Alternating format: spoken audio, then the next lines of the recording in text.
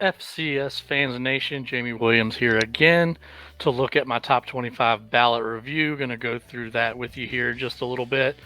Also, at the end, going to quickly run through an early playoff projection just to see where I see things as they stand right now. Uh, Obviously, things are going to change just like the ballot does week to week. So, long way to go. Still got 2 months before the brackets come out officially. So, there's a lot of football to be played and a lot of opportunity. So as of now, we'll just kick into the top 25. Obviously, no change at the top. North Dakota State stays number one. Tough first half for the Bison, but as they usually do, they adjust in the locker room, come out, and come away with a 17-point win.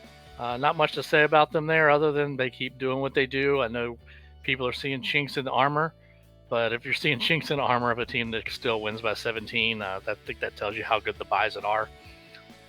At number two, I did move up South Dakota State from 4 to 2. Good win over a ranked top 10 Missouri State team at the time. Dominant performance, 14-point win. But if you dig into the stats, look at the game, Jackrabbits controlled that one all the way throughout. Montana haven't started with the strongest schedule, but they're doing what they need to do against it. They did tick one down just because South Dakota State, to me, deserved to be number 2. So Montana drops one slot. They still have a couple weeks before they get into the meat of their schedule, and we'll really see what the Grizz are all about. At number 4, Sacramento State absolutely hammered Colorado State. So they jump all the way up 2 more spots to number 4 with a bullet. They really look like they could, again, challenge for another title in the Big Sky. So look out for the Hornets. That's a well-coached team. That's a team with a good offense, a good defense, and they can make some noise come playoff time. So it's definitely a team to keep an eye on. Delaware just holding steady right where they were last week at number 5. Nothing good, nothing bad from them. They just, again, roll over an easier team. Hampton only giving up 3 points, scoring 35 themselves. So Delaware just stays at number 5. A couple teams just had a little bit better performance than they did. Speaking of a good performance, number 6, Montana State, went to Eastern Washington. The backs were definitely against the wall, but they forced a fumble late in Eastern Territory, recovered that fumble, and were able to take that in for the winning score. I know there was a little bit of controversy in that game, but at the end of the day, Montana State comes away with the win. Another team, Weber State, up to 7. They beat UC Davis. A lot of people probably didn't see that game. Just, frankly, the game was late. Didn't start till 10 o'clock East Coast time, and it was a 17-12 game. But Weber State showing that defense is back this year. Look out for the Wildcats as they seem to be back where they are. Jackson State comes from 10 to 8 this week. Shedeur Sanders continues to dominate the competition, throwing for another 4 touchdowns, 300-plus yards. I know he threw the ball a lot, but that's what that offense is predicated on, and Shedeur Sanders is the straw that stirs the drink there. Clearly, he's going to be in the conversation for the Walter Payton Award all season long. So get used to that. Looking at number 9, Mercer, all the way up those 6 spots. That the Bears are one of those teams that I thought coming into the year was going to be pretty good, and so far, so good. They beat Gardner Webb fairly easily last week, but just the way that offense is moving, even without Fred Davis, they've replaced him well in the running back department. Fred Payton, clearly gets the job done. He didn't have a big statistical day last week, but he did throw for 3 touchdowns as the Bears rolled. Entering number 10, Holy Cross. It's another team that Patriot League, you wouldn't expect why they are number 10. All they do is just continue to win. They've got an FBS win. They're on a collision course, obviously, in the Patriot League with Fordham, and they just took care of business, winning by double digits again. So they slot up the number 10 slot just because of some of the other results, as you can see throughout the weekend. Number 11, Missouri State, they dropped down 3 after their loss to South Dakota State. Still probably a playoff team, as we'll see in a little bit in my projection if they remain there. Petrino's got a good team going. They're probably the best 2-loss team, or at least has an argument for it, as we discussed on our podcast the other night. But Missouri State was not able to go get the job done, even at home. Even with Jason Shelley, he was very bottled up. So that was kind of interesting to see. I thought they would have a little bit better performance. Number 12, Richmond. They're up 5 slots. They finally really showed up with what I expected to see from Richmond this year, with Reese Udinsky having a really big game. They finally did that. And Jacob Harris hasn't had that big of an impact, but it's good to see Udinsky finally have that big game as they blew out Stony Brook by a very, very large margin. So Richmond is up to number 12. Here, my team of the week, number 13, Austin Peay. They're up 8 slots off of their big win against Eastern Kentucky. And Eastern Kentucky had that game kind of in hand early with a lead, and then the Governors rattled off, I believe it was 28 straight points to put that game away and actually win by 3 scores. So Austin Peay is looking really good. Their only loss to an FBS Western Carolina game they were in for most of the game. At number 14, we do have Chattanooga, who's kind of not making a lot of noise, but just kind of doing what they need to do. Unfortunately, this past week they did go to Illinois. They did not score, and that kind of highlights the thing that I see in that team that I want to see more of. The offense isn't great, even with the transfer quarterback Hutchinson. It's just not where I would like to see it. So I do have a little bit of concern for them in the SoCon. I think they'll be able to compete. I think they're on the brink of potentially winning that conference. They'll be in the running, but I do need to see more from an offense because other offenses in the Southern Conference are really performing a lot better. Number 15, UT Martin. They just kind of hang around. They came off of their loss to Missouri State, and they played Boise. Hung in there for a little while, but ultimately wound up losing that game last week. And then this past week, they easily beat Lindenwood by 30. So they're sitting around that 15 slot. It seems like they're a 12 to 16 type of team this year. Probably a playoff team. Unfortunately, we won't get the battle for the OVC that we would hope for, because them and Southeast Missouri State, who you'll see later, unfortunately they don't play this year. So that's tough. Samford up to number 16, and Samford is for real, folks. I had said that I thought that their secondary would struggle against a high-powered passing offense like Western Carolina, and they did not. Samford looks like they are really going to compete with Chattanooga, with Mercer, for not only the playoff spot, but the Southern Conference titles. Samford has really tightened up their game. Coach Chris Hatcher has them playing very well, and they're a strong home team. You do not want to go down to Samford and have to play them, because Chris Hatcher does an excellent record there. I'm going to talk about 17 and 18 together because they do go together, because they played last week. The Southland Conference title may have come down to that last play of the game. What a phenomenal game between Southeastern Louisiana and Incarnate Word. You see Southeastern Louisiana comes up 14 spots. They had started a little shaky, 2 FBS losses, which you don't hold against them, and they blew out Central Connecticut. So I really wanted to see what they were about, and they kind of showed Incarnate Word what they're about. Cephas Johnson goes down early in the first quarter, and the freshman quarterback comes in and basically runs the offense like an upperclassman. Did a great job. Carlos Watch did a great job. They got a running back. Southeast Louisiana's offense is that much more dangerous. Lindsey Scott still had a good game for Incarnate Word, but after Scott got the game tied up, SLU had the ball last, and that's really what wins it, and the safety falls down, and unfortunately at the gun, we are deprived of overtime because Southeast Louisiana goes in for the score and the win. That was an excellent game, but they wound up at 17 and 18 because it's exactly what they are. They're right there together, but Southeast Louisiana gets one spot higher because they won the game. Southeast Missouri State continues to win. They held off Central Arkansas 35-27 last week. This team hasn't made the playoffs in the last couple of years, but they look like they're on the way to potentially getting back in the playoffs this year. So I'm keeping my eye on Southeast Missouri. And like I said, for UT Martin, they don't play each other, so that makes things a little bit harder. So it's going to come down to if they get tied, whatever the tiebreakers are, and I just hope it's not a strength of schedule type of thing like the WAC Ace Sun is doing. That's kind of annoying. At number 20, all right, I finally put Furman in. They beat Charleston Southern 24-19, which isn't overall impressive, but Paladins are playing good ball. So can't fault them, can't keep them out just because you're not sure what they might be. But They have the record that says they should be in here. They played Clemson really close, so now Furman's in. There's going to be plenty of opportunities for them to rise up to challenges as they get into Southern Conference play, which I think we can all say is a very competitive conference. Similar to the Southland teams, I've got the next two grouped together. We'll talk about them together. Elon rises up 18. William & Mary drops 11 spots. William & Mary enters the fourth quarter of that game up 16 points. You can't blow that lead, and they did. Matt McKay played well for Elon.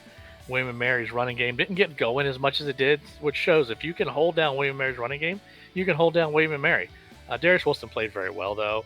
Hit his first 10 passes, threw a few touchdown passes. So it's not a one-dimensional offense, but they need the run game to really drive that bus. Elon did a great job in the comeback, scored 19 points in the fourth quarter. Definitely a lot better than I thought they were going to be coming into the season. So good to see another team in the CAA kind of stepping up and pushing that pace. At number 23, Southern Illinois. They're up 6 spots, returning to my top 25.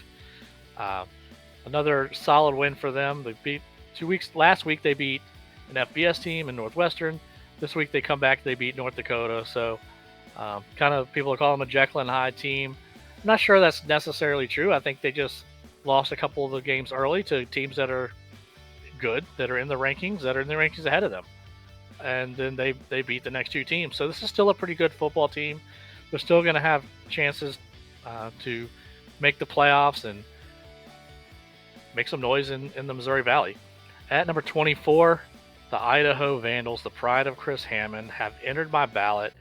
Very impressed with how Jason Eck has got that team playing right now. 2 FBS losses very close to Washington State and Indiana. Winning easily over Drake and then going down to a very tough place to play, the Walk-Up Sky Dome, or whatever they call it, the Walk-Up Sky Dome, I believe, in northern Arizona, and winning there. Idaho into the ballot for the first time since I've ever been voting, so congrats Vandals and your fan base. And at number 25, even though they lost to an FBS team in Ohio, they're still coming in. Tim DeMorat is unreal. Another 7 touchdown passes, another 300-plus yards. He drives that offense, and Furman, I keep saying that. Fordham is a fun team to watch. So really enjoy watching them as they slide in at 25 at this point.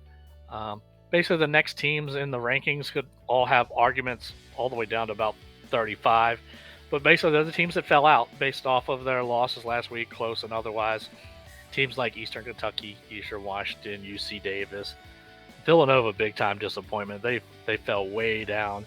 They're all the way down in the mid-30s for me. Monmouth, with that win, though, is climbing closer to the 25. And we'll see if the Hawks have more to give against the CAA than just their win against Villanova. So coming into on second thought, and there's really not a lot that I've got questions on this week or that I question myself. I did make the move to put South Dakota State back up to number 2. I just feel like the way they've played, they deserve to jump Montana, who hasn't done anything wrong. All they've done is blow everybody out. But I think the Jackrabbits have proven with their schedule and the way they've bounced back, the injuries they've had, that they're the number 2 team in the country. Also, dropping Incarnate Word as far as I did, I think that's probably valid for now. They can fight their way back up. Then you could probably argue anything I did from 20 on to about 33, 34. Order them any way you want, and you probably have a pretty solid top 25. Just because that's the way I put them doesn't mean that's the way you have to put them, and that's okay. Please feel free to put some comments on YouTube, on Twitter, wherever you see this, or in contact with me. Just let me know what you think. On to my playoff projection. Kind of did a little slight this week. As we go on, we'll hone this in. We might even make a bracket, set up first round matchups. But for now, we're just going to talk through the teams. So the auto bids, there's 11 of them. In the Big Sky, I've got Montana, and I have them as the number 2 seed. I'm going to give the Big South to Campbell. Looks like they're the best team in that conference right now, but it seems like just about everybody's there. North Carolina A&T actually had a very good win this past week. So keep your eye on the Big South to see how that changes week to week. CAA, we got Delaware, who I have as my number 5 seed. Missouri Valley, North Dakota State, obviously our number 1 seed until otherwise proven. In the NEC, I've got St. Francis. We put it in the taco bet last week. I'm not varying from that. St. Francis there in the NEC. The OVC, right now I'm going to give it to Southeast Missouri State. I think they look a little bit better than UT Martin overall. So I've got Southeast Missouri State as the auto bid. In the Patriot League, again, nice battle, but I've got Holy Cross. I think their defense will be the difference when they play Fordham. So right now I've got Holy Cross. Pioneer, we're going to stick with Davidson. That's wide open. Valparaiso, St. Thomas, whoever. There's 5 or 6 teams that could take the Pioneer and take their 1 bid. The SoCon right now, Mercer looks like the best team. A week or so ago, I might have had Chattanooga here, but I feel like the way Mercer's playing, they're the best team, and I have them as an 8 seed. That's how good the Bears are playing. Southland, by virtue of their win, Southeast Louisiana, is the team right now that would slide into the auto bid.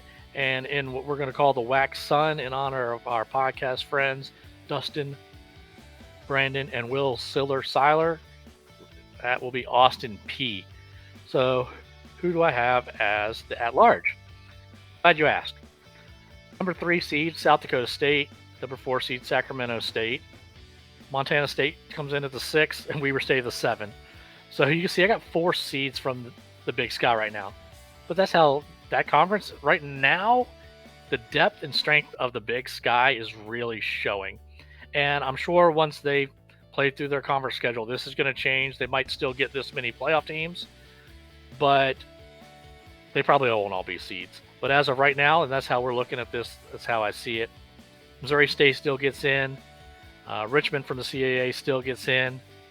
I've got Chattanooga in. I do, like I said earlier, want to see more from that offense. Tennessee Martin, even if they don't win the OVC, they should have a good enough resume to still get in. Samford, can't keep them out. They look way too good right now. And then you see in red here, these are my final 4 teams in. Incarnate Word, obviously the FBS win is really going to prop them up. The win over Southern Illinois is going to prop them up. So Incarnate Word is pretty safe right now, but they are in the last 4 teams in, but they would safely be that first of those 4. Southern Illinois, I've got 2 losses, but I got to put them in. They got quality losses. They got quality wins, including an FBS win. Eastern Kentucky, despite losing this past week, still stays in. And William & Mary, same thing. Despite losing, still stays in. And you'll see in these last 4, I value FBS wins at this point, because right now that is a differentiator over some of these other teams. And my first 4 out are Fordham, Idaho, Furman, and Elon. So really the deciding factor was a little bit better strength of schedule based off of FBS wins. Again, on the playoff projection, let me know what you think down in the comments. We'll work through this week by week. It's going to change week by week, just like the ballot, and eventually we'll start owning in on what we think the bracket's actually going to look like. Who's going to go play where? Who's going to match up at what seed? Will we have a Brawl of the Wild in the quarterfinals? Will we have the Dakota marker matchup in the playoffs again, or will it be in Frisco based off the bracket? So it'll be interesting to see how this plays out and see what you think. Again, hit the comments section. Love to hear from you all. Have a great day. Have a great week. Enjoy the football this weekend. Boom. Thank you for listening to the FCS Fans Nation podcast. Make sure to like and subscribe to this podcast on your preferred listening platform, whether it's Apple, Spotify, Google, or even YouTube. And make sure to follow our FCS Fans Nation social media pages on Facebook, Twitter, and Instagram. Thank you for listening to the premier podcast for FCS football. Boom.